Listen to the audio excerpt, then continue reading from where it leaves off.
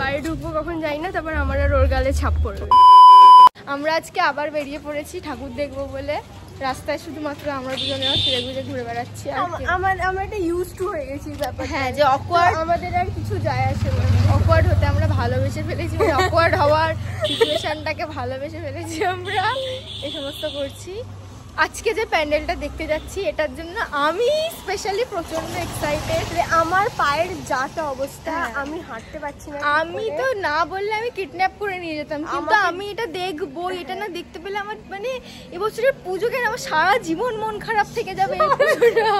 ওর সারা জীবনটা তার কারণটা আমি দেখাবো, ওই জন্য ওকে নিয়ে বেরিয়েছি। তার এখানে একটা আমরা প্যান্ডেল দেখতে পেয়ে গেছি যেটা তৈরি হচ্ছে, আর আমরা এখন ঠাকুর দেখতে যাচ্ছি। প্যান্ডেলটা দেখাই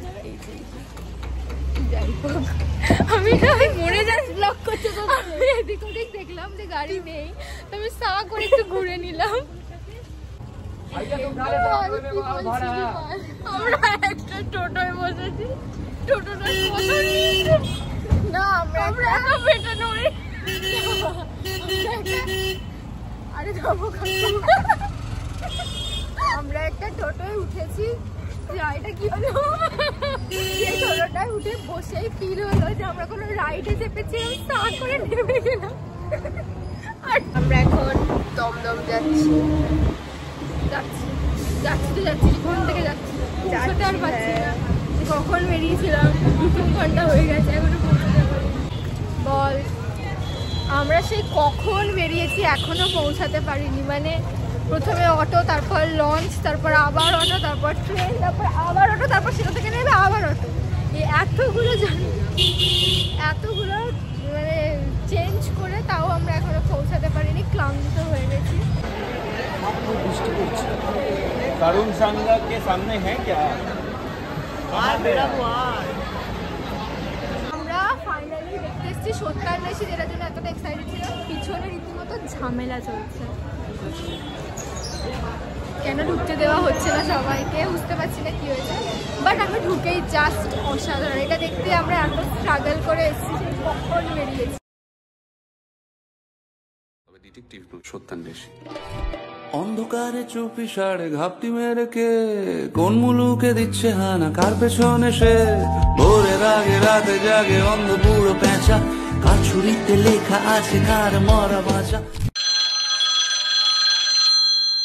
ডিটেকটিভ ব্যোমকেশ বক্সী কার নাম? আগে আমার নামই ব্যোমকেশ বক্সী, তবে ডিটেকটিভ সত্যান্বেষী।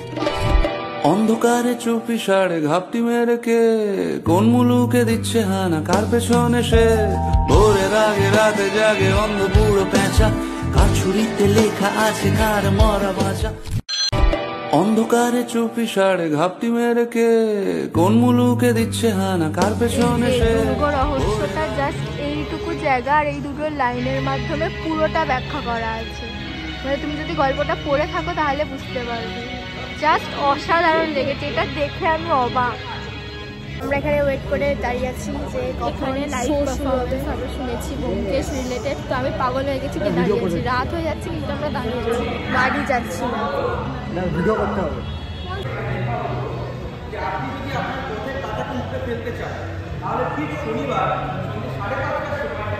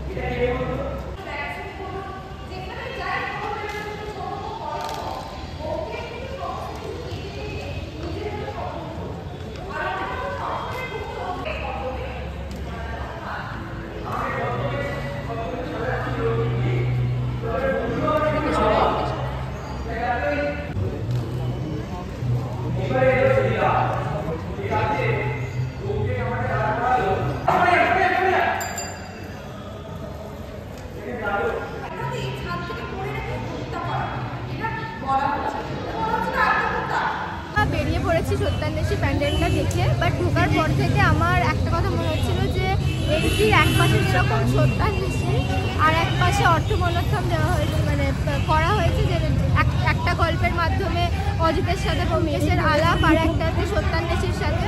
আমি ভাবছিলাম যে প্রথম গল্প পথের কাঁটাটা কেন করেনি, তারপর দেখলাম লাইভ পারফরমেন্সের মাধ্যমে পথের কাঁটাটা দেখানো হয়েছে। এটা জাস্ট অসাধারণ। তুই বল তোর কেরকম? আমরা এখন আছি দমদমে তরুণ দল, আর এখানকার থিম হচ্ছে ছাপ। কত ধরনের কি ছাপ আছে, সেই সব রকমের ছাপ নিয়ে এই থিমটা হয়েছে, প্যান্ডেলটা হয়েছে। আমি দেখাচ্ছি, দেখুন।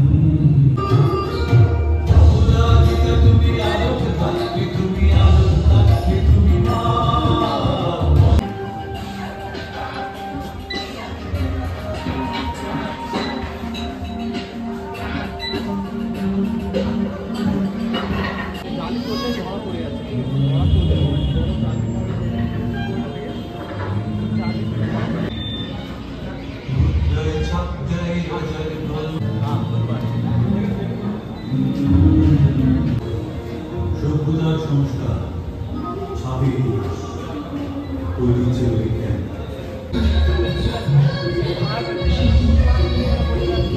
এই ছাপ প্যান্ডেল দেখার পর এত লেট হয়ে গেছে আমাদের বাড়ি ঢুকতে, দিয়ে আমাদের দুজনের গাড়ি আবার ঢুকতে কি এখান থেকে, হ্যাঁ হ্যাঁ বাড়ি ঢুকবো কখন যাই না, তারপর আমার আর ওর গালে ছাপ পড়বে, দিয়ে আমরা এখানকার মডেল হয়ে যাবো। আমরা বলবো আমাদের থাকতে দিতেই হবে, কারণ দেখুন আপনাদের ঠিক ছাপ, আমাদের গালেও ছাপ আছে, একটা ছাপ পড়বে। রাজশ্রী জয়রূপা ছাপ হয়ে ঘুরে বেড়াবে ছাপ প্যান্ডেলের সামনে। আমরা দুদিকে দাঁড়িয়ে থাকবো।